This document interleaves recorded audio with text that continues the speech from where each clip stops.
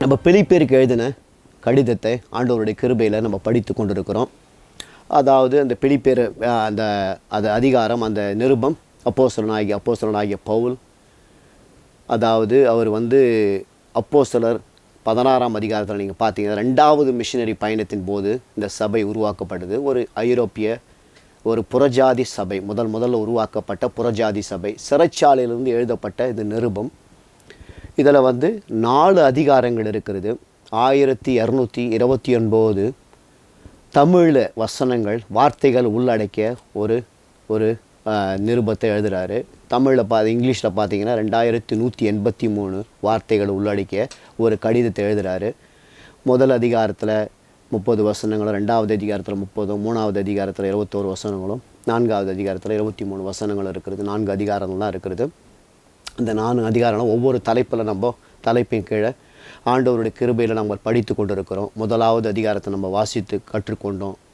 அன்பும் அக்கறையும், அந்த ஜனங்கள் மேலே எவ்வளோ அன்பு வைத்திருந்தால், அக்கறை வைத்திருந்தாலும் ஒவ்வொரு வார்த்தைகளை குறித்து பார்க்கலாம். அந்த ஜனங்களுக்காக ஸ்தோத்திரம் பண்ணது, அந்த ஜனங்களுக்காக ஜபித்த காரியங்களுக்கு, அந்த ஜனங்களுக்காக எப்படி அன்பாக அவர் கட்டப்பட்ட காரியத்தை, அவர் பர்சனல் லைஃப்பில் நடந்த காரியத்தெல்லாம் ஒப்பு கொடுத்து சொன்னது, அந்த காரியத்தை நம்ம படித்து கொண்டோம். 2வது அதிகாரத்தில் எப்படி தாழ்மையாகவும் ஒருமைப்பாட்டோடு இருக்க வேண்டும் என்று அதில் ஒரு சில வசனங்கள் மூலமாய் அவர் இயேசு கிறிஸ்துவை எப்படி தம்மை தாழ்மைப்படுத்தி, எப்படி பிதாவினுடைய சித்தத்துக்கு ஒப்பு கொடுத்து வாழ்ந்தார், எப்பா பிரார்த்தித்துவப்படுத்தி எக்ஸாம்பிளாக கொடுத்தாங்க. அதே போல் தீமோத்தியை எக்ஸாம்பிளாக கொடுத்து ஒரு சில வசனங்களெல்லாம் ஆண்டவருடைய கிருபையில் கற்றுக்கொண்டோம். 3வது அதிகாரத்தில் எல்லா சட்டத்திட்டங்களெல்லாம் ஒதுக்கிவிட்டு நம்ம இயேசுவை எப்படி பின்பற்றி நடக்க வேண்டும் என்ற ஒரு 21 வசனங்களில் எப்படி அவராகவே அப்போஸ்தலனாக நான் எப்படி 7 காரியங்கள், நான் எபிரேயன், பரிசேயன், எவ்வளோ காரியத்தை சொல்லி அதெல்லாம் நான் விட்டு அந்த சட்டத்தெல்லாம் விட்டு கர்த்தராகி இயேசு கிறிஸ்து எதற்காக பிடிக்கப்படணும், ஆண்டவரை பிடித்து கொண்டு ஓடுகிறேன். அது அந்த 6 காரியங்களை குறித்து படித்து கொண்டோம். 4வது அதிகாரத்தை ஆண்டவருடைய கிருபையில் படித்து கொண்டிருக்கிறோம். 4வது அதிகாரத்தில் அதாவது எந்தெந்த சூழ்நிலைகளில் நம்ம கர்த்தருக்குள்ளா நம்ம இருக்க வேண்டும், கர்த்தருக்குள்ளே எந்தெந்த சூழ்நிலையில் கர்த்தருக்குள்ளாய் நிலைநிறுத்தப்பட்டு வளர்ந்து பெருக வேண்டும் என்று ஒரு சில வசனங்கள், இது 23 வசனங்களில் கொடுக்கப்படுது. கடந்த வாரத்தில் நம்ம வாசித்தோம். கடந்த மாதத்தில் 1லேருந்து 4 வசனங்களை வாசித்தோம். அதில் 3 காரியங்களை நம்ம ஆண்டவருடைய கிருபையில் 3 வசனங்களுக்குரிய காரியங்களை நம்ம படித்தோம். அதில் பார்த்திங்கன்னா கர்த்தருக்குள் நிலைத்திருங்கள் அப்படின்ற ஒரு காரியத்தை படுது. எப்படி நம்ம கர்த்தருக்குள் நிலைக்க வேண்டும் என்று அப்போஸ்தலனாகிய பவுல் அதில் அழகாக சொல்லியிருந்தார். அவரே சொல்லி என்ன சொல்லார், சந்தோஷமும் கிரீடமானவர்களே, வாஞ்சியமானவர்களே, பிரியமானவர்களே, நீங்கள் அப்படியா நம்ம வாஞ்சியோடு, தாகத்தோடு, விருப்பத்தோடு, ஆசையாக நம்ம கர்த்தருக்குள்ளாக நம்ம நிலைத்திருக்க வேண்டும். அது ஒரு சில வசனங்களை நம்ம வாசித்தோம். ஒரு சில வசனங்கள்னா அது கர்த்தருடைய வார்த்தையில் நம்ம கை கொள்ளும்போது, ஆண்டவருடைய வசனத்தை நம்ம வாசித்து, ஆண்டவரே ஒவ்வொரு நாளும் நான் அதை ஒப்பு கொடுத்தது கீழ்ப்படி எனக்கு உதவி செய்யுங்க, ஆண்டவரே கிருபை செய்யுங்க அப்படின்னு ஒவ்வொரு நாளும் நம்ம ஒப்பு கொடுத்து வாழும்போது நம்ம ஆண்டவருக்குள்ளே நிலைத்திருந்து வாழ முடியும். இல்லைனா வசனம் தான் நம்மளை நிலைநிறுத்தி வாழ வைக்கும். இல்லைனா உலக பாடுகள், பிரச்சனைகள் எல்லாமே நம்மளை கீழே தள்ளி ஒன்றுமில்லாத வாயும். நம்மளை நிலைநிறுத்து ஒரு ஸ்டாண்ட் ஃபர்மாக இருக்கணும்னா அதனுடைய வசனத்தை கை கொண்டு வாழும்போது தான் நம்ம நிலைநிறுத்து வாழப்படுவோம் என்று அந்த வசனங்களை வாசித்தோம். 2வது ஏயோதிகாலுக்கும் சிந்தியாகாலுக்கும் ஏதோ பிரச்சனை. அவங்களுக்கு நீங்கள்லாம் ஒரே சிந்தையாக இருக்கணும்.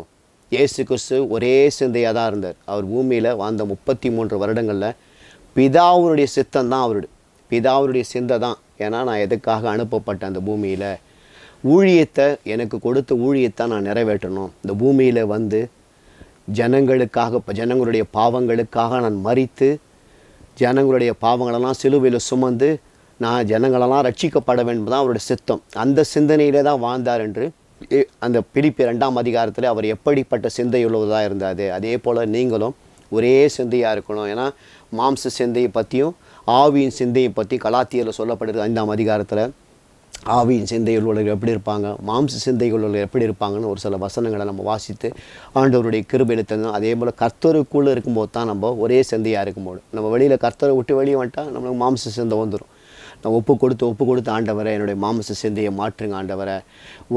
கண்களின் இச்சைகள், மாம்ச இச்சைகள், ஜீவனத்தின் பெருமைகளை எடுத்து போடுங்க. ஒவ்வொரு நாளும் நம்ம ஒப்பு கொடுத்து நம்ம ஜபிக்கிறவர்களாக காணப்படும் போது அந்த கர்த்தருக்குள்ளே ஒரே சிந்தையாக இருக்க முடியும். மூன்றாவதாக நம்ம படித்தோம், கர்த்தருக்குள் எப்போதும் சந்தோஷமாக இருக்கணும். கர்த்தருக்குள் இருக்கும்போது தான் எப்போதும் நம்ம சந்தோஷமாகவே இருக்க முடியும். ஏன்னா நம்ம டெம்பரரி சந்தோஷம் வழிகளில் போகும்போது பார்த்திங்கன்னா நல்லா மகிழ்ச்சியாக இருக்கலாம், ஆனந்தமாக இருக்கலாம், குடும்பத்தாரோடு சாப்பிடும்போது, எங்கன்னா பிக்னிக் போகும்போது, அதெல்லாம் டெம்பரரி சந்தோஷம். கர்த்தருக்குள்ளாக இருக்கும்போது தான். ஏன்னா சங்கீதக்காரன் நிறைய வசனங்களை சொல்லிக்கலாம். அந்த சங்கீதம் 16:11 அவருடைய சமூகத்தில் பரிபூர்ண ஆனந்தம் வேணும்னா அவருடைய சமூகத்தில் உட்காரும். நித்திய பேரின்பம் வலது பாசத்தில் இருக்கிறதுன்னு சொல்கிறான். அதெல்லாம் ஆண்டவருடைய சமூகத்தில் கனமும் மகிமையும் அவருடைய சமூகத்தில் இருக்கிறது. அதே போல் நித்திய மகிழ்ச்சி அவர்கள் மேல் இருக்கிறோன்னு ஆண்டவருடைய சமூகத்தில் இருக்கும்போதெல்லாம் அதெல்லாம் நம்மளுக்கு ஆண்டவர் கொடுப்பார். அப்போதே திருப்படியும் வலியுறுத்துகிறார், நீங்கள் எப்போதும் சந்தோஷமாக இருங்க அப்படின்னு. அவர் எந்த சுச்சுவேஷன்லேருந்து எழுதுகிறாரு? சிறைச்சாலையிலேருந்து அவரை வருத்தப்படுகிற நேரம், ஒரு கஷ்டப்படுகிற நேரத்துலேருந்து இந்த வசனத்தை எழுதுகிறார். அப்போனா பாருங்கள், அவர் எவ்வளோ கஷ்டத்துலையும் கர்த்தருக்குள்ளாத இருந்தார்னா அவராலையும் சந்தோஷமாக இருக்க முடியாது. அந்த வார்த்தையும் ஜனங்களுக்கு எழுதி மற்றவங்களையும் வார்த்தையில் தேற்றி பலப்படுத்த முடியாது. ஆமேன். இந்த நாளில் ஆண்டவருடைய கிருபையில் ஒரு 5 காரியங்களை நம்ம கற்றுக்கொள்ள போகிறோம். அதாவது அடுத்த வசனம் சொல்லுது, 5வது வசனம், உங்கள் சாந்த குணம் எல்லா மனுஷருக்கும் தெரிந்திருப்பதாக கர்த்தர் சமீபமாயிருக்கிறார். ஆமேன். இதில் 2 காரியம் பார்க்கலாம். ஏன்னா மேலே இருக்கிற 4 வசனங்கள் கர்த்தருக்குள் நிலைத்திருங்கள், கர்த்தருக்குள் ஒரே சிந்தையாயிருங்கள், கர்த்தருக்குள் எப்போது சந்தோஷமாக இருங்கன்னு சொல்லிட்டு இந்த நடுவில் ஒரு வார்த்தையை சொல்லிட்டு அதுக்கப்புறம் கவலைகளை பறித்து கவலைகளை ஒப்பு கொடுத்து ஒரு சில வசனங்கள் எழுதப்பட்டிருக்கு. இந்த ஒரு வசனத்தை மட்டும் நம்ம தனியாக பார்ப்போம். சாந்த குணம் என்றால் என்ன? சாந்த குணம் எப்படி இருக்க வேண்டும் என்று ஒரு சில காரியங்களை கற்றுக்கொள்ளலாம். அதே போல் கர்த்தர் எப்படி சமீபமாக இருக்கிறார் அப்படின்ற ஒரு 3 காரியங்களை இந்த ஆண்டவருடைய கிருபையில் ஒரு சில வசனங்களின் அடிப்படையில் எனக்கு கர்த்தர் ஆவியான ஒரு உந்தின பிரகாரமாக நம்ம கற்றுக்கொள்ளலாம். சாந்த குணம் என்றால் என்ன? சாந்த குணம்னா என்ன? ஒரு ஆவியின் கனி. ஆவியின் கனி எத்தனை இருக்குது? கலாத்தியரில் 5 பார்த்தீங்கன்னா 9 கனிகள் கொடுக்கப்பட்டிருக்குது. அதில் சாந்தம் ஒரு முக்கியமான கனி. அந்த சாந்தம் பார்த்தீங்கன்னா சும்மா ஒரு டெஃபினேஷன் நான் பார்த்தேன். The quality of being calm, kind or soft. அதாவது எப்போதுமே அமைதியாக, கனிவாக, மென்மையாக இருப்பதனுடைய அந்த தரம், குவாலிட்டி, அது ஒரு கனி. அதாவது எப்படி தங்கத்தின் தரம் எப்படி அதாவது பார்க்கப்படுகிறதோ, எப்படி சுத்திகரிக்கப்பட்டு எப்படி பார்க்கப்படுகிறதோ, அப்படி நம்ம தரம் பார்க்கணுன்னா நம்ம சாந்த குணமுள்ளவர்களாக இருக்கும். அந்த சாந்தமாக இருக்கணும். அந்த சாந்தம் என்பது ஒரு முக்கியமான ஒரு குணம் ஆவியின் கனிகளில். அன்பு, சமாதானம், சந்தோஷம், சாந்தம், இச்சை அடக்கம் என்று நிறைய 9 கனிகளில் அது முக்கியமான ஒரு கனி. ஏன்னா இயேசு கிறிஸ்துவிட்டு அதெல்லாம் இருந்திருக்குது. ஏன்னா நம்ம சபையில் கூட கடந்த ஏறக்குறைய ஒரு 15 பிரசங்கங்களை அவர் சாந்தத்தையும் மனத்தாழ்மையும் குறித்து நம்ம எப்படி சாந்தமும் மனத்தாழ்மையுமாக இருந்தார் அப்படின்ற ஒரு சில வசனங்களை நம்ம ஆண்டவருடைய கிருபையில் நம்ம கற்றுக்கொண்டு இருக்கிறோம். நம்மள ஆண்டவருடைய பிள்ளைகளாக இருக்கிறோம்.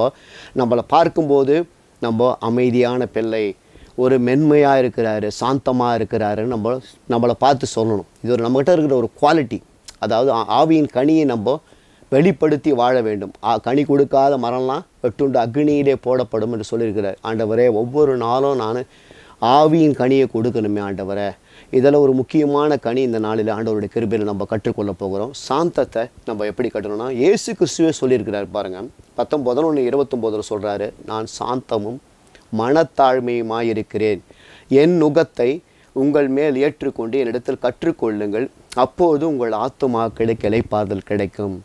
அதாவது அவர்கிட்ட இருக்கிற அந்த சாந்தமும் மனத்தாழ்மையும் என்ற அந்த குணங்களை நம்ம கற்றுக்கொள்ளும் போது தான், அதை கற்றுக்கொண்டு அதை ஏற்றுக்கொண்டு கற்றுக்கொள்ளும் போது தான் நம்மளால் என்ன பண்ண முடியும், நம்மளுக்கு இளைப்பாறுதல் கிடைக்கும். இல்லைனா நம்மள ஒரு சாந்தத்துக்கு ஆப்போசிட்னா ஒரு அமைதியற்ற தன்மை தான் ஓடின்னு இருப்போம். தாழ்மை இல்லைன்னா நான் ஒரு வெறித்தனமாக ஒரு ப்ரூட்டாலிட்டி நம்மக்கிட்ட வந்துடும். அது மாதிரி ஒரு கடினமான இருதயத்தோடு நம்ம வாழும்போது நம்ம ஒரு இருதயத்தில் நம்மளுக்கு ஒரு இளைப்பாறுதல் கிடைக்காது.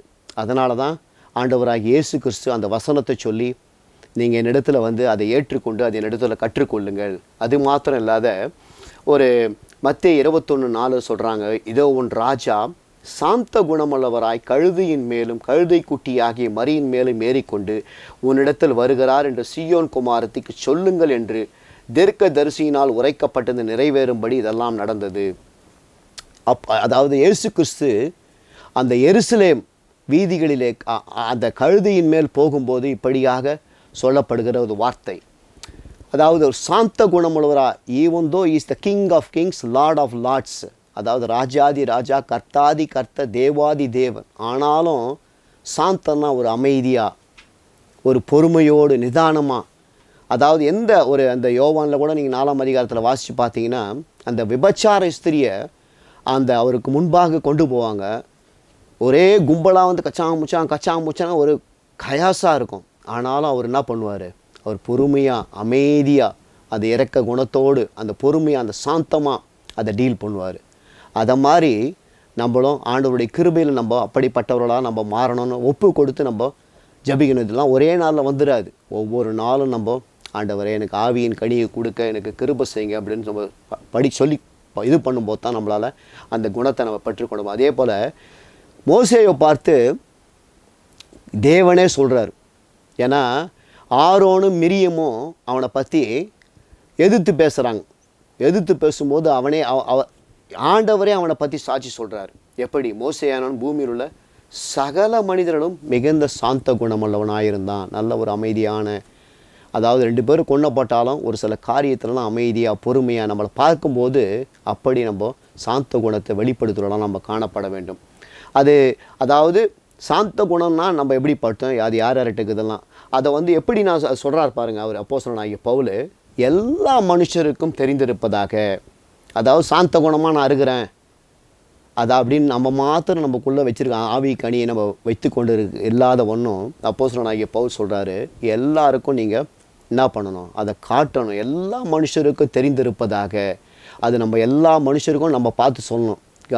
அவர் வந்து ஈஸியாக அப்ரோச்சபிள், ஒரு அமைதியான குணம் உள்ளவர், அன்பான குணம் உள்ளவர், பண்பான குணம் உள்ளவர், போனால் வெறி நாய்க்கு மாதிரி கடிக்க மாட்டார், அப்படி பொறுமையான இயேசு கிறிஸ்து வந்து அவ்வளோ தேவனுடைய ஒரு குமாரனாக இருந்தாலும் ஊழியம் செய்யும்போது பார்த்தீங்கன்னா எல்லாரும் அவர் தேடி தான் வந்தாங்க.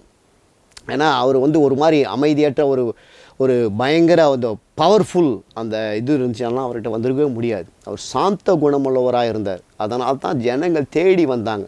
ஏன்னா அப்போஸ்தலர் 10:38 பரிசுத்த ஆவியினுடைய வல்லமையினால் நிரப்பப்பட்டு நல்லவரும் நன்மை சீக்கிரமாகவே சுற்றி திரிந்தார். அவர் வந்து போகிறவங்களுக்கெல்லாம் சுகம் கொடுத்தார். அவங்களுக்கு கூட கூப்பிட்டு ஊழியம் செய்ய வச்சார். அவர் சொன்னார், ஊழியக்காரங்களே சொல்லி நீங்கள் என்னை விட பெரிதானவைகளை செய்யான்னு சொன்னார். அந்த சாந்த குணம் அவர்கிட்ட அது காணப்பட்டது. அதே போல் அது எல்லா மனுஷருக்கும் தெரிந்திருக்கணும். அதே போல் மோசேவை பற்றி எப்படி தேவன் சொன்னாரோ, அதாவது எல்லா மனுஷரிலையும் மோசேயானும் பூமியிலோட சகல மனிதரிடம் சாந்த குணம்னு சாட்சி சொன்னார். அதே போல் நம்மளை பார்த்தோம் ஜனங்கள் வந்து சாட்சி சொல்லணும். காந்தி பிரதர் சாந்தமாக இருக்கிறவர், ஒரு சகோதரன் இந்த சகோதரன் சாந்தமாக இருக்கிறவர், இந்த சகோதரி சாந்த குணமாக அமைதியான ஒரு நர்வஸ்னஸ் இல்லாத அமைதியான ஒரு குணமுடையவர்ன்று நம்ம சொல்லுகிறபடியாக நம்ம நடந்துக்கணும். அதே போல்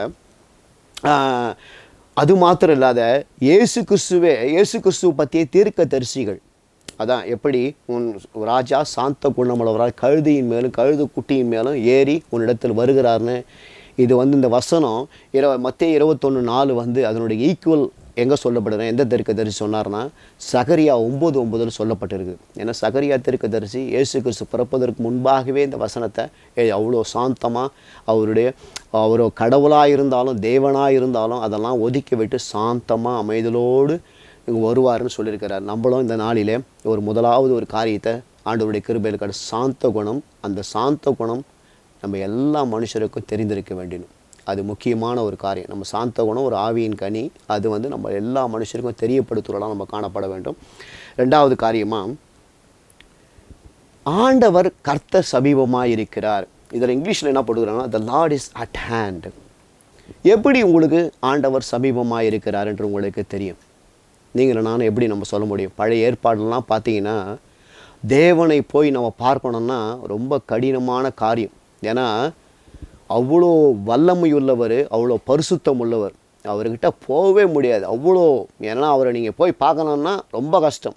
ஏன்னா அந்த மோசே அந்த கூடாரத்தில் அந்த ஜனங்கள் அந்த மலையிலலாம் கூட வரும்போது கூட யாரும் அந்த மலையை சுற்றியே வரக்கூடாது, தொடக்கூடாதுன்னு அவ்வளோ பரிசுத்தம், அவ்வளோ பவர்ஃபுல் காட். அதே போல் ஒவ்வொரு காரியத்தில் பழைய ஏற்பாட்டில் எப்போனா அவரை கூப்பிடணும்னா மோசே தான் போய் பேசி அவரோடு வந்து அவர்கிட்ட தான் பேச முடியும். அதன் மூலமாக தான் ஜனங்களோடு பேசுவாங்களே தவிர அவர்கிட்ட யாருமே பேச முடியாது. ஆனால் நம்ம புதிய ஏற்பாட்டு ஆண்டவருடைய பிள்ளைகளாக இருக்கிற நம்ம வந்து நம்மளுக்கு புதிய ஏற்பாடு வசனத்தில் ஆண்டவருடைய கிருபையாக அப்போஸ்தலனாகிய பவுல் அழகாக சொல்லியிருக்கிறாரு, கர்த்தர் சமீபமாக இருக்கிறார். ஆண்டவர் நம்ம கரங்களிலே இருக்கிறார். எப்படி இருக்கிறார் சகோதரன் சகோதரி நம்ம பார்க்கும்போது எப்படி தெரிஞ்சுக்கலாம்? துதி. நம்ம துதிக்கும் போது என்ன பண்ணுறாரு? துதிகளின் மத்தியில் வாசமாக இருக்கிறேன்னு சொல்கிறார். நம்ம துதிக்கும் போது அவர் என்ன பண்ணுவார்? நம்ம மத்தியில் இருக்கிறார். அது மாத்திரம் இல்லாத வார்த்தையா யோவான் 1:14 என்ன சொல்கிறது? அந்த வார்த்தை மாமசமாகி கிருபையும் சத்தியம் நிறைந்தவராய் நம்மளுக்குள்ளே வாசம் பண்ணுகிறார். வார்த்தையாய் நமக்குள்ளே சமீபமாக இருக்கிறார். அது மாத்திரம் இல்லாத ஆவியானவர். ஆவியானவரை 1 கொரிந்தியர் 13:9 சொல்லுகிறது. என்ன சொல்கிறாரு? ஆவியானவர் நம்ம தங்கியிருக்கிற தேவனுடைய ஆலயமாக நம்ம இருக்கிறோம் என்று. இவ்வளோ சமீபமாக. ஏன்னா கர்த்தரை வந்து நம்ம சொந்த தெய்வமாக கொண்டு இருக்கிற ஜனம் பாக்கியம் உள்ளது. அவ்வளோ ஏன்னா அவ்வளோ ஆசீர்வதிக்கப்பட்ட ஜனம். பழைய ஏற்பாட்டுக்கு நம்ம போனோம்னா ரொம்ப கஷ்டம். அவர்கிட்ட தேவனை போய் தேடி போய் அவனுடைய ஆண்டவருடைய ஆலயத்துக்கு போகணும். இல்லைனா மோசேயை கூப்பிட்டு ஆண்டவரோட ஜபிங்க எனக்கு கேட்டு சொல்லுங்கள் அப்படின்னு அவ்வளோ கடினமான இருந்த காலத்தெல்லாம் ஆண்டவர் நம்ம போக்கி விட்டு நம்மளுக்கு ஆண்டவர் நம்மளை எவ்வளோ சமீபமாக இருக்கிறார் பாருங்கள். நம்ம புரிஞ்சுக்கணும். ஒவ்வொரு நாளும் ஆண்டவர் துதிக்கணும். துதிக்கும் போது ஆண்டவர் சமீபமாக வருவார். இந்த வசனங்கள் ஒரு சில சொல்கிற பாருங்கள். சங்கீதம் 34:18 சொல்லுது, நொறுங்குண்ட இதயம் உள்ளவர்களுக்கு கர்த்தர் சமீபமாய் இருந்து நறுங்குண்ட ஆவியுள்ளவரை ரட்சிக்கிறார். நொறுங்குண்ட இருதயத்தோடு ஆண்டவரோட சமூகத்தில் நம்ம போகும்போது ஆண்டவர் சமீபமாக இருக்கிறார். ஏதோ வீண் பெருமையோடு நான் ஆண்டவரை ரட்சிக்கப்பட்டேன், ஆண்டவருடைய பிள்ளை அப்படின்னு ஒரு தாழ்மை இல்லாத ஆண்டவர்கிட்ட போகக்கூடாது. நொறுங்குண்ட எஜயமோடு நம்ம ஆண்டவர்கிட்ட போகும்போது ஆண்டவர் சமீபமாக இருக்கிறார் என்று வேத வசனம் சொல்லுகிறது. அதே போல் சங்கீதம் 145:18 சொல்லுது, தம்மை நோக்கி கூப்பிடுகிற யாவருக்கும் உண்மையாய் தம்மை நோக்கி கூப்பிடுகிற யாவருக்கும் கர்த்தர் சமீபமாக இருக்கிறார். ஜபத்தின் மூலமாக ஆண்டவரை நம்ம உண்மையாக கூப்பிடணும். ஆண்டவரை ஒவ்வொரு நாளும் நம்ம ஜபிக்கும் போது இந்த கார்த்திகை சொல்லணும், ஆண்டவரை நான் உண்மையாக தொழுது கொள்ளணும் அப்பா, ஆவியோடு உண்மையோடு உண்மை தொழுது கொள்ளணும் அப்பா அப்படின்னு நம்ம ஒவ்வொரு நாளும் ஜபிக்கணும். அப்படி தொழுது கொள்ளும்போது ஆண்டவர் என்ன பண்ணுவார்? சமீபமாக இருக்கிறார் என்று வேத வசனம் சொல்லுகிறது. ஏசாயா 50:8 சொல்லுது, என்னை நீதிமான ஆக்குகிறவர் சமீபமாக இருக்கிறார். நம்மளை வந்து நீதிமானாக மாற்றினவர் பரிசுத்த ரத்தத்தால் நம்மளை கழுவி நீதிமான்களாய் மகிமேடைய கூடுதலாய் தேவனுடைய ஆலயங்களாய் தேவனுடைய சபையாய் நம்மளை ஆக்கியிருக்கிறாரு. நம்மளுக்கு எப்போதுமே ஆண்டவரால் ரட்சிக்கப்பட்ட நம்மளுக்கு எப்போதும்னா எப்படி இருக்காரு? ஆண்டவர் சமீபமாகவே இருக்கிறார். ஆண்டவருடைய கிருபாசனத்தில் நம்ம வந்து செய்ய வேண்டியதெல்லாம் அவர்கிட்ட வந்து ஜபிக்கணும், ஆண்டவரை நல்லா துதித்து பாடணும், ஸ்தோத்திரம் பண்ணணும். வேத வசனங்களை உட்காந்து நம்ம வாசிக்கும் போது தான் கர்த்தர் சமீபமாக இருக்கிறான்ற ஒரு உணர்வு வரும். இல்லைனா வந்து எங்கேயோ இருக்கிறாரு அப்படின்னு நம்ம ஒரு உணர்வு வந்து அது ரொம்ப பயத்தோடு நம்ம உலகத்தில் வருகிற போராட்டங்கள் பாடுகளை நம்ம ஃபேஸ் பண்ண முடியாத நம்ம வாழ்ந்து விழுந்து விடுகிறவர்களாக காணப்படும். இது நம்ம ஒரு 2 காரியம் ஆண்டவருடைய கிருபையில் இந்த வசனத்திலிருந்து நம்ம கற்றுக்கொண்டோம். அடுத்து வந்து 6-7 வசனங்களை நம்ம ஆண்டவருடைய கிருபையில் கற்றுக்கொள்ளலாம். நீங்கள் ஒன்றுக்கும் கவலைப்படாமல் எல்லாவற்றையும் குறித்து உங்கள் விண்ணப்பங்களை ஸ்தோத்திரத்தோடு கூடிய ஜபத்தினாலும் வேண்டுதலினாலும் தேவனுக்கு தெரியப்படுத்துங்கள். அப்போது எல்லா புத்திக்கும் மேலாத தேவ சமாதானம் உங்கள் இருதயங்களையும் உங்கள் சிந்தைகளையும் கிறிஸ்து இயேசுவுக்குள்ளாய் காத்துக்கொள்ளும். ஆமேன். அதாவது கர்த்தருக்குள்ள எப்படி கவலையை வைத்துவிட்டு அந்த சூழ்நிலையிலிருந்து நம்ம எப்படி விடுபட்டு வாழ வேண்டும் என்று இந்த அழகாக இந்த 2 வசனத்தில் ஆண்டவர் விலைக்கு சொல்லியிருக்கிறாரு. அப்போஸ்தலனாகிய பவுல் அந்த ஜனங்கள் ஏதோ ஒரு காரியத்தில் கவலைப்பட்டு கொண்டிருக்கிறாங்க. அதுக்காக இந்த வசனத்தை சொல்லி அழகாக இதில் பாருங்கள், முக்கியமானது கவலை. அது ஒரு பெரிய டிசீஸ் மாதிரி. அது ஒரு பயம் எப்படி 365 தடவை பைபிளில் சொல்லப்பட்டிருக்கிறதோ அதே போல் பயத்துக்கு அடுத்த வார்த்தை கவலை. அது ஒரு டிசீஸ்.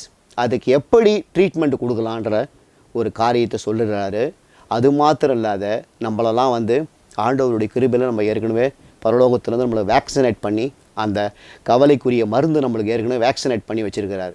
அதனால் அதை நம்ம எப்படி அந்த 3 காரியத்தை ஆண்டவருடைய கிருபையில் இந்த நாளை கற்றுக்கொள்ளலாம். கவலைன்னா என்ன? அதாவது நம்ம உள்ளத்தில் தோன்ற ஒரு உணர்வு. அது இனம் தெரியாத ஒரு உணர்வு. பெரியவங்களிலிருந்து சின்ன சின்ன பசங்க வரைக்கும் எல்லாரும் கவலை உள்ளவர்களாக இருக்கிறாங்க. அது ஒரு அன்ஈசினஸ். ஏதாவது இன்றைக்கி நான் சமையல் பண்ணணுமே, கிச்சனுக்கு போகணுமே, வேலைக்கு போகணுமே, அங்கே போகணுமே, இங்கே போகணுமேன்னு எல்லா காரியத்தை குறித்து எதிர்காலத்துக்கு, அதாவது ஒரு இங்கிலீஷில் அந்த வேர்டு கவலைக்கு என்ன சொல்கிறாங்கன்னா, worry is a sense of uneasiness and anxiety about the future. அதாவது எப்போதும் ஒரு பரபரப்பாக, எப்போ பார்த்தாலும் நம்ம எதிர்காலத்தை குறித்தும் நடக்க வேண்டிய காரியங்களை குறித்தே நம்மளை அந்த வருகிற ஒரு உணர்வு, அதாவது அந்த சென்ஸ் நம்மளுக்கே தெரியாது. அது நம்மளை எப்படி ஆட்டுக்கொள்கிறதுன்னு அது இருக்கிறது. அதுக்கு ஒரு அந்த எக்ஸ்ப்ளனேஷன் ஓரிக்கு அது அப்படி தான் கொடுக்கப்படுது. அதுக்கு க்ரீக் வேர்டு மரிம்னோன்னு ஒரு வார்த்தை கொடுக்கப்படுகிறது. பயத்துக்கு அடுத்த வார்த்தை கவலை. இதனால் எவ்வளவோ ஜனங்கள் பாதிக்கப்படுகிற பயத்தினாலும் கவலையினாலும் டிப்ரெஷன், ஸ்ட்ரெஸ் என்ற வேர்டு அதெல்லாம் நீங்கள் பார்த்தீங்கன்னா இதனால தான் மெயினாக இந்த உலகத்தில் ஜனங்களை பல காரியங்களில் விழத்தள்ளுகிறது. ஒரு கவலை முக்கியமான காரியம். அது மாத்திரம் இல்லாத கவலை பார்த்தீங்கன்னா ஏன் டிசீஸ்ன்னு சொன்னீங்கன்னா அதில் ஒரு 12 வகையான டிஸார்டர் வருமா. ஏன்னா ஒரு சைக்கியாட்ரிஸ்ட் அதை பார்த்தேன். எப்படி போன வாரம் நம்ம வெக்கப்படுத்துதலை பற்றி எப்படி பிரசங்கம் கேட்டோமோ 4 விதமான வெக்கப்படுதல், சைக்கியாட்ரிஸ்ட் எப்படி வெக்கப்படுகிறாங்க அப்படின்ற ஒரு காரியத்தை சொன்னாங்களோ, அதே போல் இந்த நாளில் 12 விதமான ஆங்ஸைட்டி டிஸார்டர்ஸ் இருக்குதான். கவலையின் மூலமாக எல்லாம் எதை பார்த்தாலும் நம்மளுக்கே தெரியாது. அதாவது ரட்சிக்கப்பட்டவந்தாலும் சரி, ஊழியக்காரராக இருந்தாலும் சரி, பணக்காரனாக இருந்தாலும் சரி, ஏழையாக இருந்தாலும் சரி, சிறு பிள்ளையாக இருந்தாலும் பெரியவங்களாக இருந்தாலும் சரி, அது நம்மளுக்கே தெரியாத ஒரு கவலை நம்மளுக்கு ஆட்கொள்ளும். அதில் பார்த்தீங்கன்னா இந்த பாப்புலேஷனில் 3.5 பேர் இதன் மூலமாக இறக்கிறதா சொல்லப்படுகிறது. அது மாத்திரம் இல்லாத இது ஃபிசிக்கலாகவும் அஃபெக்ட் பண்ணுது, ஸ்பிரிச்சுவலாகவும் அஃபெக்ட் பண்ணுது இந்த கவலை. அதாவது நான் கவலைப்படலாம் நம்ம யாருமே சொல்ல முடியாது. அது ஒரு சில வசனங்களை நான் சொல்கிறேன் பாருங்கள். அப்போ தான் நம்மளுக்கு தெரியும் நம்ம எவ்வளோ கவலைப்படுறோம், எப்படி இருக்கிறோம் ஆண்டவருடைய காரியத்தில் அப்படின்னு நம்ம படித்து கொள்ளலாம். கவலை எப்படி ஒரு மனிதனை ஆட்கொள்ளுகிறது நம்மளுக்கே தெரியாது. பார்த்தீங்கன்னா ஃபிசிக்கலாக எப்படி பார்த்தீங்கன்னா அதில் ஸ்வெட்டிங் ஆகிடுமா நம்மளுக்கு கவலை வரும்போது ஆட்டோமேட்டிக்காக. ஃபிசிக்கல் சிம்டம்ஸ் அதெல்லாம். அது மாத்திரம் இல்லாத ஹெடேக்ஸ் வரும். ஒரு சில காரியத்தை நம்ம யோசிச்சே காட்டு நம்ம எதிர்காலத்தை பற்றி எப்படி இருக்குமோ, பிள்ளைங்களை குறித்தோ, மற்ற காரியத்தை குறித்தோ, ஊழியத்தை குறித்தோ, மற்ற காரியங்களை பார்த்து நம்ம இதுக்கு பண்ணும்போது என்ன ஆகணும், ஹெடேக்ஸ் வந்துடுமா. ஹார்ட் ரேட் என்ன பண்ணோம், ஒரு அந்த கவலை வரும்போது, ஒரு ஆங்ஸைட்டி வரும்போது என்ன பண்ணோம், அதிகமாகிடுமா. அது மாத்திரம் இல்லாத மூச்சு விடுறதுக்கே ஒரு சில நேரத்தில் ஷார்ட்னஸ் ஆஃப் பிரெத் வந்துடுமா.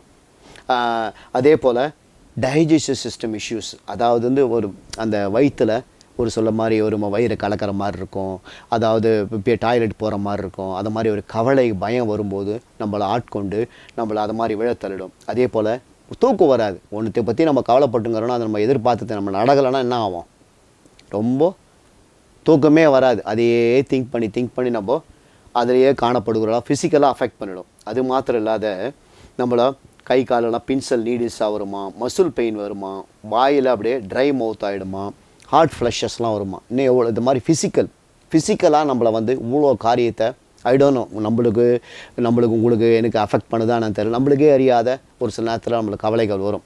நம்ம ஆண்டவருடைய கிருபையில் அது ஒரு 6 மாதமாக நம்ம சபையினுடைய கட்டிடத்துக்கு ஜெபிச்சுன்னுக்கிறோம். ஏன்னா எவ்வளோ அதனுடைய அந்த கவலை அந்த மேற்கொண்டு நம்ம போகும்போது தான் தெரியும் என்னடா அது கிடைக்கலையே அப்படின்னு. ஏன்னா நம்மளுக்கே அறியாத அந்த ஒரு நர்வஸ்னஸ் இருக்கும். அது அன்ஈசினஸ், ஒரு சென்ஸ் ஆஃப் அன்ஈசினஸ், அதாவது ஒரு உணர்வு, நம்மளையே அறியாத ஒரு ஆங்ஸைட்டி. ஆண்டவரை இது எப்போ கிடைக்கும், அது ஒரு எதிர்பார்க்கிற காரியம் நடக்கிற வரைக்கும் அந்த ஒரீஸ் நம்மளுக்கு இருந்துட்டு அதை எல்லாம் அது மாத்திரம் நடந்துச்சுன்னா அது மாத்திரம் இல்லை, இன்னும் எவ்வளோ காரியம் அதுக்காக தொடர்ந்து நம்ம மனுஷன் நம்ம இறக்கு வரைக்கும் நம்ம ஒரீஸ் தான் பண்ணிட்டு இருப்போம். அது மாத்திரம் இல்லாத ஃபிசிக்கலாக ஸ்பிரிச்சுவலாக எப்படி அஃபெக்ட் பண்ணுதுன்னா, ஆண்டவரை ஆராதிக்க முடியாத அளவுக்கு நம்ம ஒரீஸ் நம்மளை தடுத்துரும் அப்படின்னு வேத வசனம் சொல்லுகிறது. அதில் என்ன சொல்கிறீங்கன்னா பார்த்தீங்கன்னா, மத்தேயு 6:25-34 வசனங்களை நாங்கள் வாசித்து பார்த்தீங்கன்னா அதில் அழகாக சொல்கிறாரு.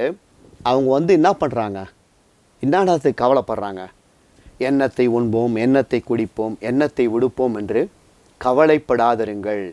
அதாவது சாப்பிட்றத பார்த்து, அதே போல் குடிப்பதை பார்த்து, உடுக்கிறத பார்த்து கவலைப்படுகிறார். அவங்களாம் யார் தேடுவாங்க? அஞ்ஞானிகள் தேடுவார்கள். நம்ம வந்து எதற்கும் நம்ம கவலைப்படக்கூடாது. ஏன்னா அதுக்கு முதலாவது தொடங்குற அந்த வசனம் 24வது வசனம் 6:24 சொல்கிறது முதலாவது அது தெரிஞ்சுக்கணுன்னா அதுலேருந்து தான் அது சொல்லிட்டு தான் இது சொல்லுவார். 24வது வசனம் சொல்லிட்டு தான் சொல்லுவார், தேவனுக்கும் உலக பொருளுக்கும் உங்களால் ஊழியம் செய்யக்கூடாது அப்படின்னு சொல்லிட்டு தான் வந்து என்ன பண்ணுவார், 25வது வாசத்தை வாசிப்பார். ஆகையால், ஏன்னா ஆண்டவரை நம்ம சர்வ் பண்ணத்தை விட்டுட்டு நம்ம பூமிக்குரிய காரியங்களை நம்ம செய்யும்போது தான் நம்மளுக்கு கவலை வரும். அதான் அது சொல்கிறார் 24வது வசனத்தை நம்ம சொல்லிட்டு, ஆகையால் எண்ணத்தை உண்போம் எண்ணத்தை கொடுப்போம் என்று உங்களுக்கு ஜீவனுக்காகவும் எண்ணத்தை விடுப்போம் என்று உங்கள் சரீரத்துக்காகவும் கவலைப்படாதருங்கள் என்று உங்களுக்கு சொல்லுகிறேன். ஆகாரத்தை பார்க்கலும் ஜீவனும் உடையை பார்க்கலும் சரீரமும் விசேஷித்தவை அல்லவா. நம்ம ஆண்டவர் ஆராதிக்காத நம்ம உலக காரியங்கள் மூலமாக நம்ம ஈடுபடும் போது நம்மளுக்கு என்ன வரும்? கவலை வரும். அதான் மெயின். ஆவிக்குரிய பிள்ளைகளாக இருக்கிற நம்மளும் அதனால தான் இயேசு கிறிஸ்து எழுதியிருக்கிறார், நீங்கள் உலக பொருள் மேலே உலக காரியத்தில் 2 எஜமான்களுக்கு முன்னால் என்கிட்ட வந்து ஊழியம் பண்ணுறேன்னா ஆண்டவர் முழு இருதயத்தோடு முழு சிந்தையோடு முழு பலத்தோடு முழு ஆத்துமாவோடு என்னிடத்தில் அன்பு கூறுவாங்கன்னு சொல்கிறார். அதே போல் இன்னொன்று வந்து ஆண்டவருடைய வார்த்தையே நம்மளை நம்ப முடியாத பண்ணிடும். ஏன்னா வசனம் சொல்லுகிறது மத்தேயு 13:22 அந்த விதையை பற்றி ஆண்டவராகிய இயேசு கிறிஸ்து சீஷர்களுக்கு சொல்லும்போது, விதை வந்து விதைக்கப்படுகிறது 4 வகையான நிலங்கள், வழி அருகே முள்ளுள்ள இடங்கள், கற்பாறை நிலங்கள், நல்ல நிலத்தில் விதைக்கப்பட்ட நிலம். இதில் வந்து முள்ளுள்ள இடத்துல விதைக்கப்பட்ட விதை எப்படி ஆகுறதுன்னா, முள்ளுள்ள இடங்களில் விதைக்கப்பட்ட வசனத்தை கேட்கணாயிருந்தும் உலக கவலையும் ஐஸ்வர்யத்தின் மயக்கம் வசனத்தை நெருக்கப்படுவதனால் அவனும் பலனற்று போடுகிறான். அதாவது அவனை உலக கவலை வந்து ஆண்டவருடைய வசனத்தையே என்ன பண்ண முடியாது, பிலீவ் பண்ண முடியாத கவலை வந்து அவனை நெருக்கப்படுது. ஃபிசிக்கலாக எவ்வளோ அஃபெக்ட் பண்ணுதுன்னு பார்த்தோம். ஸ்பிரிச்சுவலாக ஆண்டவர் ஆராதிக்க முடியாத பண்ணிடுது. அது மாத்திரம் இல்லாத, ஏன்னா ஆண்டவர் ஆராதிக்க முடியாது என்ன பண்ணுது, உலகத்து மேலே அங்கே போய் சம்பாதிக்கணும், அது போகணும், நம்ம சாப்பிட்றதுக்கு குடிக்கிறதுக்கு அது இன்னும் நிறையா சம்பாதிக்கணும், இன்னும் மேலே போகணும், அது பண்ணணும், இது பண்ணணும், மேலே நம்மளோட தேவைகள். யாருமே பணத்தின் மூலமாக நம்ம திருப்தி அடைந்தவங்கள யாருமே இல்லை. ஏன்னா நம்ம ஒரு சின்ன ஒரு இப்போ 100 ரூபாய் இருக்கும்போது இந்தியாவில் எப்படி வாழ்ந்தோமோ அதில் சந்தோஷமாக இருந்தோம். இப்போ வந்து பார்த்திங்கன்னா லட்சக்கணக்கில் சம்பாதிக்கும், அதுக்கு வேண்டிய தேவைகள் இருக்குது. இன்னும் கோடி பண்ணிங்கன்னா நம்ம எல்லாருக்கும் அதுக்கு வேண்டிய தேவைகள் போந்து அதில் கான்சன்ட்ரேட் பண்ணிவிடுவோம். அதே போல் அந்த வார்த்தையை நம்ப முடியாத முள்ளுள்ள இடங்களை விற்றுங்க உலக கவலை அவங்களை நெருக்கி போடுதுன்னு சொல்கிறார். 3வது காரியமாக விசுவாசம், ஆண்டவர் மேலே விசுவாசம் இல்லாதே ஒரி வந்து நம்மளை நெருக்கி போட்டுரும். அதாவது மார்க்கு 4:38 சொல்கிறார் பாருங்க, கப்பலின் பின்னணியத்தில் அவர் தலையணையை வைத்து நித்திரையாய் இருந்தார். அவர்கள் அவரை எழுப்பி, போதகரே, நாங்கள் மடிந்து போகிறது உமக்கு கவலை இல்லையா என்றார்கள். அவர் அவர்களை நோக்கி, ஏன் இப்படி பயப்பட்டீர்கள், ஏன் உங்களுக்கு விசுவாசம் இல்லாமல் போயிற்று என்று 40வது வசனம் சொல்கிறார். ஏன்னா ஆண்டவர் கூட இருக்கிறார், அவரோட கப்பலில் போயின்னுக்கிறாங்க சீஷர்கள். ஒரு காற்று ஒரு புயல் வந்தவுடனே அவங்களுக்கு என்னாச்சு, விசுவாசம் இல்லாமல் என்னாச்சு, அவங்கள போய் எழுப்புறாங்க தூக்கத்தில் இருக்கிறவர். நாங்கள் மடிந்து போகிறோம், உங்களுக்கு கவலை இல்லையா அப்படின்னு அந்த கவலைப்பட்டு அவரை போய் எழுப்புறாங்க. அதனால தான் அவர் சொல்கிறாரு, நான் விசுவாசித்தா ஏன் உங்களுக்கு விசுவாசம் இல்லாமல் போயிடுது. விசுவாசிக்கிறவன் நம்ம கவலைப்படக்கூடாது. ஆண்டவர் தருவார், ஆண்டவர் நடத்துவார், ஆண்டவர் ஆசீர்வதிப்பார், ஆண்டவர் சுகப்படுத்துவார், ஆண்டவர் என்ன பரலோகத்துக்கு கொண்டு போவார். அந்த விசுவாசத்திலே நம்ம வாழ்ந்து கொண்டு இருக்கணும். 3வது காரியமாக. 4வது வந்து ஜபிக்கவே முடியாதாகிடும் ஆண்டவருடைய சமூகத்தில் போய். 1 பேதுரு 5:7 சொல்கிறாரு, அவர் உங்களை விசாரிக்கிறவர் ஆனபடியால் உங்கள் கவலைகளெல்லாம் அவர் மேல் வைத்து விடுங்கள். நம்ம விசாரிக்கிறோம் நம்ம நினச்சிட்டா நம்ம எல்லா கவலையும் அவர் மேலே வைத்தணும். நம்ம ஜபிக்கிற முடியாத கூட நம்ம ஜபிக்கலைன்னா நம்ம கவலைப்படுகிறோம். அதனால தான் அவர் சொல்கிறாரு, உங்களை ஆண்டவர் விசாரிக்கிறார்ப்பா, நீ போய் உங்கள் கவலையெல்லாம் அவர் மேலே வச்சுருங்க அப்படின்னு சொல்கிறாரு. அதே போல் அது மாத்திரம் இல்லாத உங்களுடைய இதிலே வசனம் என்ன சொல்லுது, இதுலையே கடைசியாக சொல்லுது, உங்கள் இருதயத்தை அஃபெக்ட் பண்ணுமா, உங்கள் சிந்தையை அஃபெக்ட் பண்ணுமா, அது மாத்திரம் இல்லாத புத்தியை அஃபெக்ட் பண்ணுமா. 5வதா ஆவிக்குரிய பிள்ளைகளை, அப்போது எல்லா புத்திக்கும் மேலான தேவ சம்பந்தம் உங்கள் இருதயங்களும் சிந்தைகளும் கிறிஸ்து இயேசுக்குள்ளாய் காத்துக்கொள்ளும். ஏன்னா அது காத்துக்கொள்ள முடியாததால் தான் இதெல்லாம் அஃபெக்ட் ஆகுது. புத்தி அஃபெக்ட் ஆகுது, சிந்தை அஃபெக்ட் ஆகுது, இருதயம் அஃபெக்ட் ஆகுது. ஆவிக்குரிய பிள்ளைகளாக இருந்தோம். இதை மாதிரி பல காரியங்களை நம்ம ஆண்டவருடைய கிருபையில் பார்க்கலாம். கவலை அதை வந்து முக்கியமாக அதனால தான் அவர் சொல்கிறார் இந்த வசனத்தில் முக்கியமாக எல்லாவற்றையும் குறித்து, அதாவது நீங்கள் ஒன்றுக்கும் கவலைப்படாமல், ஒன்றுக்கு கூட அதாவது அதுக்குனால தான் சொல்கிறார் ஒன்று என்ற வார்த்தை பயன்படுத்தப்படுது. ஒரு காரியத்துக்கு கூட நம்ம கவலைப்படுவது ஆண்டவருடைய பிள்ளைகளாக. அது நம்ம கவலை இருக்கும். அதுக்கு வேண்டிய இது ஒரு டிசீஸ். அந்த டிசீஸை சொல்லிவிட்டு அதுக்கு வேண்டிய ட்ரீட்மெண்ட் கொடுக்குறாரு பாருங்கள். நம்ம என்ன பண்ணோமோ அதுக்கு ட்ரீட்மெண்ட் என்னன்னா, உங்கள் விண்ணப்பங்களை ஸ்தோத்திரத்தோடு கூடிய ஜபத்தினாலும் வேண்டுதலினாலும் தேவனுக்கு தெரியப்படுத்துங்கள். ஆமென். நம்ம எல்லா கவலைகளையும் நம்ம என்ன பண்ணணும்னா ஆண்டவர்கிட்ட விண்ணப்பத்தோடு சொல்லணுமா, ஸ்தோத்திரத்தோடு சொல்லணுமா, ஜபத்தோடு சொல்லணுமா, வேண்டுதலோடு சொல்லணுமா. இந்த காரியங்கள் மூலமாக நம்மளுக்கு வருகிற கவலைகளை ஒரு கவலை இல்லாத ஆண்டவருடைய சமூகத்தில் நம்ம தெரியப்படுத்தணும். அதாவது என்ன காரியமாக இருந்தாலும், சின்ன காரியமாக இருந்தாலும், ஒரு சின்ன ஒரு கடுகு அளவுக்கு ஒரு பிரச்சனை இருந்தால் கூட ஆண்டவர்கிட்ட நம்ம சொல்லிடணும், தெரியப்படுத்தணும். அப்போ தான் வந்து மீதிக்கு அந்த காரியம், அடுத்த அந்த காரியம் நம்மளுக்கு அது காத்துக்கொள்ளும் நம்மளை. இல்லைனா வந்து நம்மளை விழுந்துருவோம். கவலைப்பட்டுப்பட்டே நம்ம என்ன பண்ணோம், 3.5% எத்தனை ஜனங்க பாப்புலேஷனில் இறக்குறாங்களோ, அதே மாதிரி ஆங்ஸைட்டி டிஸார்டர்ஸில் எவ்வளோ பிரச்சனைங்க வருதோ அதை மாதிரி நம்மளும் விழுந்துருவோம். எப்படி பாருங்கள், என்ன பிரதர் நீங்கள் வந்து விண்ணப்பண்ணான்னு சொல்கிறீங்க, அதை அவ்வளோ சொல்கிறாங்க, ஏன் நேராக ஜபம்னு சொல்லியிருக்கலாமே, ஏன் விண்ணப்பன்னு சொல்கிறாங்க, ஏன் ஸ்தோத்திரம் சொல்கிறாங்க, ஏன் வேண்டுதல் சொல்கிறாங்க, ஏன் ஜபம்னு சொல்கிறாங்க.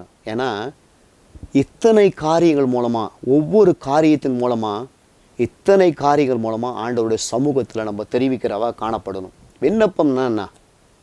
அதாவது விண்ணப்பம் என்னென்னா கோரிக்கை வைப்பது ஆண்டவருடைய சமூகத்தில். ஆண்டவரை இந்த காரியத்துக்காக நான் ரொம்ப கஷ்டமாகுது, கவலைப்படுறேன் ஆண்டவரை. இப்போ சபை கட்டுடைய காரியத்தை பார்த்தீங்கன்னா, நீங்கள் நம்ம சபையினுடைய கட்டிடங்கள் இவ்வளோ டிலே ஆகுது ஆண்டவரை, நம்மளும் இன்னும் 2 வாரம் எவ்வளோ வாரம் நம்ம ஜெபிக்கிறோம், காலையில் எழுந்து என்னத்து ஜெபிக்கிறோம், விண்ணப்பம் வைக்கிறோம், கோரிக்கை வைக்கிறோம்.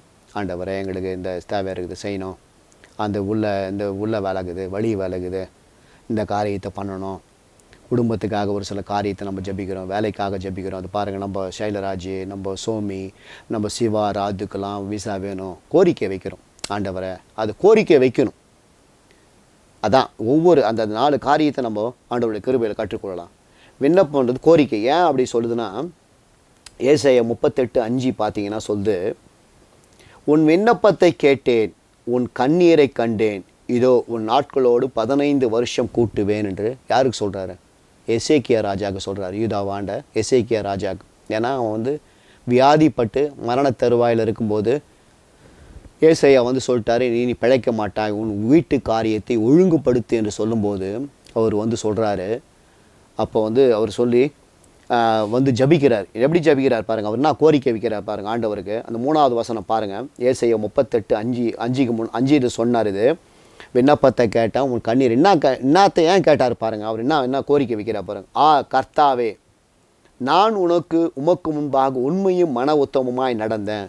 1வது சொல்கிறாரு, உங்களுக்கு முன்பாக நான் கோரிக்கை வைக்கிறாரு, மன உத்தமும் உண்மையாய் நடந்தேன், உமது பார்வைக்கு நலமானதை செய்தேன் என்பதை நினைத்தருடும் என்று விண்ணப்பம் பண்ணி எசேக்கியா மிகவும் அழுதான். கோரிக்கை என்ன வச்சான்? நான் மன உத்தமும் உண்மையாக இருந்தேன், நான் வந்து நலமானதை செய்தேன் என்று கோரிக்கை வைத்தான். கோரிக்கை வைக்கும்போது ஆண்டவர் என்ன சொல்கிறாரு? நான் விண்ணப்பத்தை கேட்டேன்னு சொல்கிறார். முதலாவது நம்ம கவலைகளை கோரிக்கை வச்சணும் ஆண்டவர்கிட்ட. ஆண்டவரே, இது என்னுடைய கோரிக்கை. ஜப குறிப்புகள், இப்போ அந்த சபை கட்டிடத்துக்கான ஜப குறிப்புகள் எத்தனை இருக்குது, அத்தனையும் வைக்கிறோம். நம்ம ஆண்டவருடைய கிருபையில் எல்லாம் ஒருத்தராக கோரிக்கையை சொல்லி நம்ம ஜபிக்கிறோம். 2வது ஸ்தோத்திரம். உங்கள் விண்ணப்பங்களை ஸ்தோத்திரத்தோடு கூடிய ஸ்தோத்திரம்னா நன்றி செலுத்தணும். அதாவது ஆண்டவர் செய்த நம்மளோட வாழ்க்கையில் முன்னால் நன்றி செலுத்துவது. முன்னால் எவ்வளோ காரியத்தை நம்மளுக்கு ஆண்டவர், இவ்வளோ 17 வருஷமாக ஆண்டவரை எங்களை நடத்திருக்கிறேங்க ஆண்டவரை ஸ்தோத்திரம்.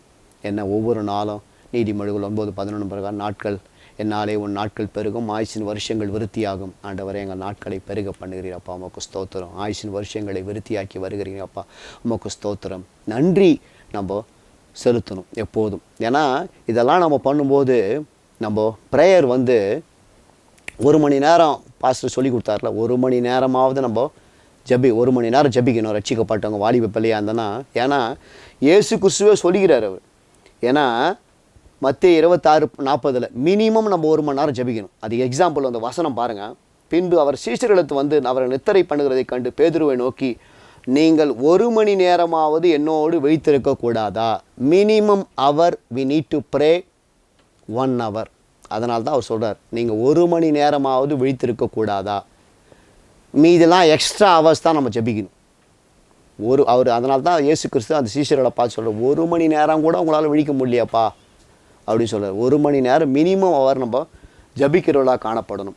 ஸ்தோத்திரம் செலுத்தணும். ஸ்தோத்திரம் வந்து பாருங்கள், இயேசு கிறிஸ்து பூமியில் இருக்கும்போது எல்லாவற்றுக்கும் ஸ்தோத்திரம் பண்ணார். ஒரு அப்பத்தை எடுத்து யோவான் 6:11 சொல்கிறார், இயேசு அந்த அப்பங்களை எடுத்து ஸ்தோத்திரம் பண்ணி சீஷர்களிடத்தில் கொடுத்தார். சீஷர்கள் பந்திருக்கிறவர்களுக்கு கொடுத்தார். அப்படியே மீன்களையும் அவர் எடுத்து அவர்களுக்கு வேண்டிய மட்டும் கொடுத்தார். அந்த ஸ்தோத்திரம் பண்ணுறது, நன்றி செலுத்து. பிதாவே, இந்த அப்பத்தை ஆசீர்வதிங்க ஆண்டவரே, ஸ்தோத்திரம். இந்த உணவை இப்போ நம்ம சாப்பிடும்போது கூட நம்ம என்ன சொல்கிறோம்? ஆண்டவரே ஸ்தோத்திரம், இந்த உணவுக்காக, இந்த உண்டு நல்ல பலனடையங்களுக்கு நல்ல கிருபைகளை தவிர நம்ம சாப்பாட்டுக்காக நம்ம ஜெபிக்கிறோம். அதே போல் கொலேசியர் 4:2 சொல்கிறாரு, இடைவிடாமல் ஜெபம் பண்ணுங்கள், ஸ்தோத்திரத்துடன் ஜெபத்தில் விழித்திருங்கள். எப்போதும் ஸ்தோத்திரம். ஏன்னா 5:18 சொல்லுது, 1 தெசலோனிக்கர் 5, எப்போதும் நம்ம ஸ்தோத்திரம் செலுத்தணும். அதுவே வந்து தேவனுடைய சித்தம் இயேசு கிறிஸ்துவின் மூலமாக என்று வேத வசனம் சொல்லுது. எப்போதும் நம்ம நன்றி செலுத்தணும். எல்லாத்துக்கும் ஸ்தோத்திரம் ஸ்தோத்திரம். ஏன்னா நம்ம சர்ச்சுக்கு ஒரு அம்மா வந்திருந்தாங்க. அவங்க எப்போதும் உட்கார்ந்தா ஸ்தோத்திரம் சொல்லுவாங்க, எழுந்தரா ஸ்தோத்திரம் சொல்லுவாங்க. அதை மாதிரி எப்போதும் ஸ்தோத்திரம் செல்வர்களாக நம்ம காணப்பட வேண்டும். 3வது வந்து ஜெபம். ஜெபம் என்பது என்னது? தேவனோடு பேசுவது. கவலைகளுக்கு நம்ம ஸ்தோத்திரம் சொல்லணும். நம்ம ஸ்தோத்திரம் செல்லும்போது என்ன பண்ணோம்? அந்த கவலையெல்லாம் நம்மளை விட்டு ஓடிடும். இந்த கவலையில் கவலைப்படுறேன், எல்லா கவலையும் ஆண்டவர்கிட்ட நம்ம சமூகத்தில் ஸ்தோத்திரம் பண்ணி சொல்லும் போது ஓடிடும். அதே போல் ஜெபம் வந்து தேவனோடு பேசுவது. நம்ம வந்து ஆண்டவர்கிட்ட பேசணும். நான் அதுக்கு டைம் இல்லை, நான் ஆண்டவரோடு நான் பேச மாட்டேன், மற்றவங்க எல்லாரோடையும் நான் பேசுவேன் அப்படின்னு நம்ம இருந்தால் ஒன்றுமே பண்ண முடியாது. ஆண்டவர்கிட்ட நம்ம பேசுகிறவர்களாக காணப்படணும். அதனால் தான் நீங்கள் ஒன்றுக்கும் கவலைப்படாமல் எல்லாவற்றையும் குறித்து விண்ணப்பங்களை ஸ்தோத்திரத்தோடு கூடிய ஜெபத்தினாலும் வேண்டுதினாலும் தேவனுக்கு தெரியப்படுத்துங்கள். நம்ம ஆண்டவரோடு பேசணும். நம்மக்கிட்ட என்னென்ன கவலை இருக்குது, ஒரு ஃப்ரெண்டு மாதிரி, அப்பா அம்மா மாதிரி, எத்தனையோ நண்பர்கள் மாதிரி அவர்கிட்ட ஹரி சொல்லுவான்.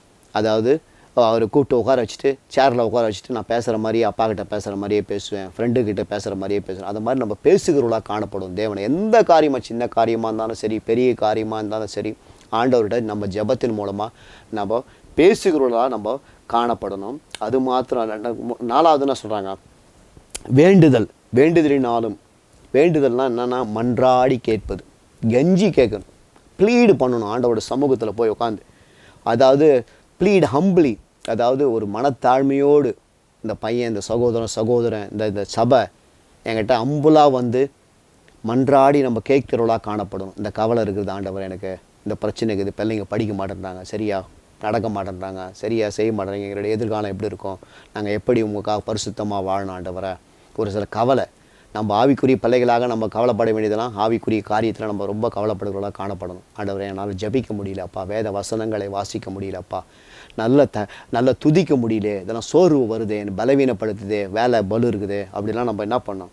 மன்றாடி கேட்கணும். இதுக்கெல்லாம் ஒரு கிருபையை தாங்க அப்படி நம்ம கேட்குறவளாக காணப்படணும். எப்படி ஜபத்துக்கு பாருங்கள், அண்ணா ஜபம் பண்ணி என் இருதயம் 1 சாமுவேல் 2:1 சொல்லுது. அப்போது அண்ணா ஜபம் பண்ணி என் இருதயம் கர்த்தருக்குள் களி கூறுது, என் கொம்பு கர்த்தருக்குள் உயர்ந்திருக்கிறது, என் பகைஞர் மேல் என் வாய் திறந்திருக்கிறது, உங்களுடைய ரட்சிப்பினாலே சந்தோஷப்படுகிறேன். ஜபம் பண்ணும்போது தான் நம்மளுக்கு ஆண்டவர்கிட்ட பேசும்போது தான் அவருடைய இருதயம் களி கூறுறது என்று 1 சாமுவேல் 2:1 சொல்லுது. ஆண்டவர்கிட்ட நம்ம சமூகத்தில் போய் நம்ம எல்லாத்தையும் ஜபம் பேசும்போது நம்மளுக்கு என்ன பண்ணோம்? ஆட்டோமேட்டிக்காக ஆண்டவர் சந்தோஷத்தை கொடுப்பார், பலத்தை கொடுப்பார். வேண்டுதல் மன்றாடி கேட்கும்போது எப்படி பாருங்கள், ஆதியாகமம் 25:21 ஈசாக்கு அவங்க மனைவிக்காக, ரெபேக்காளுக்காக போய் ஜபிக்கிறான் பாருங்கள், மன்றாடி கேட்குறான் பாருங்கள். மலடியாயிருந்த தன் மனைவிக்காக ஈசாக்கு கர்த்தரை நோக்கி வேண்டுதல் செய்தான். மன்றாடி கேட்டவொன்னு என்ன பண்ணார்? கர்த்தர் அவன் வேண்டுதலை கேட்டதுனால அவன் மனைவி ரெபேக்காள் கர்ப்பம் தரித்தாள். பின்பு அதாவது மத்தேயு 26:40 சொல்கிறாரு, அந்த 1 மணி நேரம் ஜபித்த காரியத்தை கொடுத்து. அதே போல் நம்ம வேண்டுதல் செய்யணும், மன்றாடி. இந்த கவலைகளெல்லாம் வந்து நம்ம என்ன பண்ணோம்? எல்லா கவலை, இத்தனை கவலை, ஃபிசிக்கலில் கவலை இருக்குது, ஸ்பிரிச்சுவல் கவலை இருக்குது, அத்தனை கவலையும் எந்த ஒன்று கவலை கூட நாங்கள் கவலைப்படாமல் நம்ம என்ன பண்ணணும்? விண்ணப்பம் பண்ணத்தில் அதை கோரிக்கையை வைக்கணும், நன்றி செலுத்தி சொல்லணும். அது மாத்திரம் இல்லாத ஆண்டவரோடு பேசி எல்லாத்தையும் சொல்லணும், மன்றாடி சொல்லணும். இன்னும் ஜெபத்தில் பார்த்தீங்கன்னா இன்னும் எவ்வளோ காரியம் இருக்கிறது. நான் எத்தனையோ ஒரு ஏறக்குறைய எனக்கு தெரிஞ்சு நான் 16 ஜெபங்களை எவ்வளோ உபவாசி ஜெபிக்கிற காரியம், அதாவது மன்றாடி ஜெபிக்கிற காரியம், போராடி ஜெபிக்கிற காரியம், உபவாசி ஜெபிக்கிற காரியம், விழித்திருந்து ஜெபிக்கிற காரியம், சோதனைக்குட்படாதபடி ஜெபிக்கிற காரியம், விசுவாசம் உள்ள ஜெபம், ஆவியாருடைய துணையோடு ஜெபிக்கிற ஜெபம், இடைவிடாமல் ஜெபம், சோர்ந்து போகாமல் ஜெபிக்கலாம், ஒரு சில ஜெபங்கள்லாம் நான் எழுதி வச்சுருக்கிறேன்.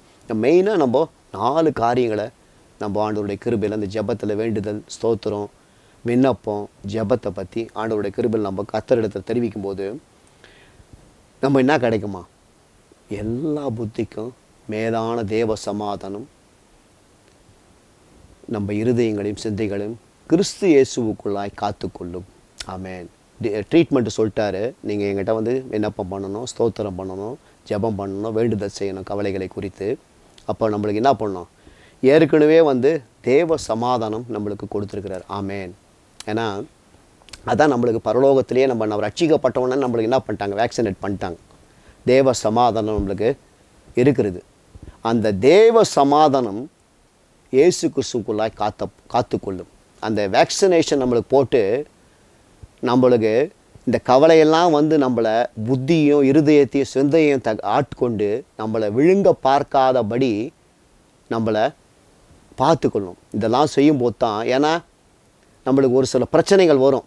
நம்ம வேறு யாருக்கிட்டனா வந்து நம்ம சொல்லும்போது என்ன பண்ணுவாங்க? ஐயோ டெஸ்ட் பண்ணி பாரு, முதல்ல இவனுக்கு கேன்சராக இருக்க போகுது, இல்லைனா ஐயோ பிள்ளைக்கு அது இப்படி இருக்க போகுது, ஐயோ சரியாக சாப்பிட்லையா, ஐயோ வேறு எதனா வியாதியாக இருக்க போகுது, வெயிட் நம்ம ஒல்லியாக இருந்தாலும் வச்சுக்கோங்க, ஐயோ இந்த வியாதியா அந்த வியாதியா. நம்ம அதாவது தேவன் நம்மளுக்கு என்ன பண்ணியிருக்கிற தேவ சமாதானத்தை நம்மளுக்கு கொடுத்துருக்கிறாரு. அதை வந்து நம்ம ஒரு சில கவலைகள் நம்ம இருக்கும். நம்ம கவலையில் இருக்கும்போது உலக காரியமோ டாக்டர்கிட்டயோ ஏதோ சொல்லும்போது நம்மளுக்கு என்ன பண்ணிடுவாங்க? இதை மாதிரி நம்மளை சொல்லி தேவன் கொடுக்குற சமாதானத்தை நம்மளை சீர்குலைத்து போடுகிறவர்களாக காணப்படுவாங்க.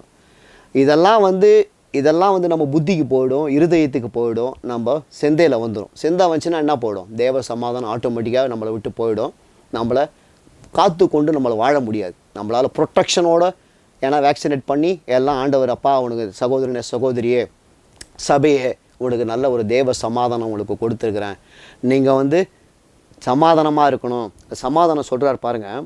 அதாவது தேவ சமாதானம், அதாவது ஏசாயா 26:3 சொல்லுது, உம்மை உறுதியாய் பற்றி கொண்டிருக்கிற மனதை உடையவன் உம்மையே நம்பியிருக்கிறபடியால் அவனை பூரண சமாதானத்துடன் காத்துக்கொள்வீர். ஏன்னா ஆண்டவரை நம்பி வாழும்போது நம்மளுக்கு என்ன பண்ணும்? பூரண சமாதானம். அதான் தேவ சமாதானம். ஆண்டவரை நம்பி வாழும்போது அந்த தேவ சமாதானம் நம்மளுக்கு கிடைக்கும். ஏன்னா நம்ம வேறு எதுவும் மேலாம் நம்பிக்கை வந்துச்சுன்னா நம்மளுக்கு சமாதானமே வராது. ஆண்டவரை நம்ம ஒவ்வொரு காரியங்களை நம்பி வாழும்போது நம்மளுக்கு தேவ சமாதானம் நம்மளுக்கு இன்னும் அதிகமாக பெருகும். அதே போல் ஆண்டவருடைய வசனம் 119, 165 சொல்லுகிறது, உம்முடைய வேதத்தை நேசிக்கிறவர்களுக்கு மிகுந்த சமாதானம் உண்டு, அவர்களுக்கு இடரலில்லை. மிகுந்த சமாதானம். ஆண்டவருடைய வேதத்தை நம்ம நேசித்து வாசிக்கும் போது நம்மளுக்கு என்ன பண்ணோம்? நம்ம வேறு எதனா கதை புத்தகத்தை கூகுளில் சர்ச் பண்ணி நம்மளுக்கு எதனா பிரச்சனைன்னு நம்ம போகும்போது என்ன பண்ணோம்? நம்ம தேவ சமாதானத்தையே குலைக்கிற மாதிரி, பசி இன்மையாக உனக்கு ஐயோ உனக்கு கேன்சர் வியாதி இருக்கும், போய் டாக்டர்கிட்ட போய் ஜிபியில் அப்பாயின்மெண்ட் வாங்கி டெஸ்ட் பண்ணிக்கோ, நம்ம தேவ சமாதானத்தை குலைச்சிரும். அதை மாதிரி குலைக்காதபடி நம்ம அதில் புத்தியில் போவிடும். அந்த கூகுள் டாக்டர் அது மாதிரி நம்மளை குழப்பிட்டுருவோம். அது மாத்திரம் இல்லாத இப்போ யோவான் 14:27 சொல்லுது, சமாதானத்தை உங்களுக்கு வைத்து போகிறேன், என்னுடைய சமாதானத்தையே உங்களுக்கு கொடுக்கிறேன், உலகம் கொடுக்கிற பிரகாரம் நான் உங்களுக்கு கொடுக்கிறதில்லை, உங்கள் இருதயம் கலங்காமலும் பயப்படாமலும் இருப்பதாக. அங்கேயே அவரே சொல்கிறார் பாருங்க, உங்கள் இருதயம் கலங்காமலும் பயப்படாமலும் இருக்கணும்னா உலகம் கொடுக்குற சமாதானம் இல்லை, நான் என்னுடைய சமாதானத்தை கொடுத்துருக்குறேன். அந்த சமாதானத்தை பெற்றுக்கொண்டு நம்ம சமாதானமாக வாழணும். அதே போல் எபேசியர் 1:2 சொல்கிறாரு, நம்ம கர்த்தராகிய பிதாவாகிய தேவனாலும் கர்த்தராகிய இயேசு கிறிஸ்துவினாலும் உங்களுக்கு கிருபையும் சமாதானமும் உண்டாவதாக.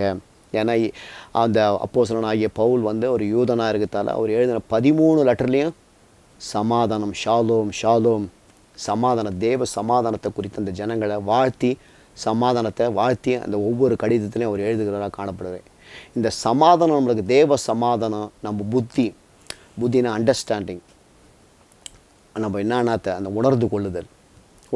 போன வாரம் கூட நம்ம பிரசங்கத்தில் கேட்டோம், 119, 104 சொல்லுது. சங்கீதம்னா சொல்லுவோம், கட்டளைகளால் உணர்வடைந்தேன், ஆதலால் எல்லா பொய் வழிகளையும் வெறுக்கிறேன். உணர்வு, அந்த உணர்வில் நம்ம வந்து என்ன பண்ணோம், நம்மளுக்கு ஒரு தேவ சமாதானத்தை உணர்ந்து கொள்ளும்படி கிருபை செய்யும். ஏன்னா ஆண்டவருடைய வசனத்தால் நம்ம உணர்வடையும் போது என்ன பண்ண, எல்லா பொய் வழிகளை விட்டு எது மெய் வழி நித்திய வழி நம்ம போகிறவர்களாக காணப்படும்.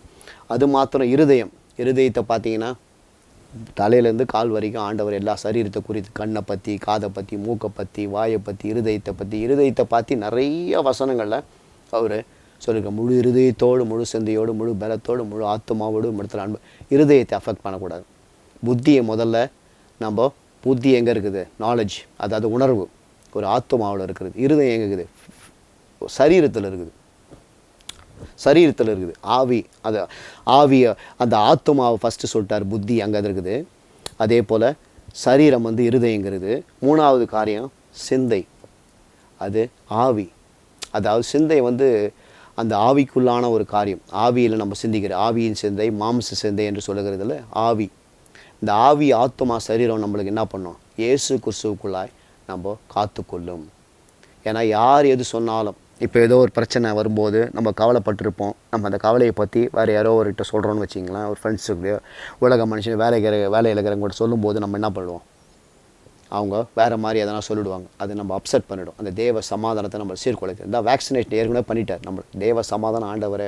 அதை இப்போ யோவான் 14:12 சொன்ன மாதிரி, உலகம் கொடுக்குற பிரகாரம் இல்லைப்பா, நான் என்னுடைய சமாதானத்தையே தருகிறேன், அதை நீங்கள் ஏற்றுக்கொள்ளுங்கள், அப்போ தான் உங்கள் இருதயம் கலங்காமலும் திகையாமலும் இருப்பீங்க அப்படின்னு சொல்லியிருக்கிறார். அதெல்லாம் நம்மளுக்கு கொடுத்துருக்கிறாரு. நம்ம ஒரு சிலர்கிட்ட சொல்லும்போது நம்ம சமாதானம் குலைக்கிற மாதிரி நம்மளுக்கு சீர்கட்டுப்படும். அதனால தான் முக்கியமாக இந்த காரியத்தை இந்த வசனத்தின் மூலமாக அப்போஸ்தலனாகிய பவுல் அந்த பிலிப்பியர் சபைக்கு சொன்னது போல் நம்மளுக்கு சொல்கிறாரு.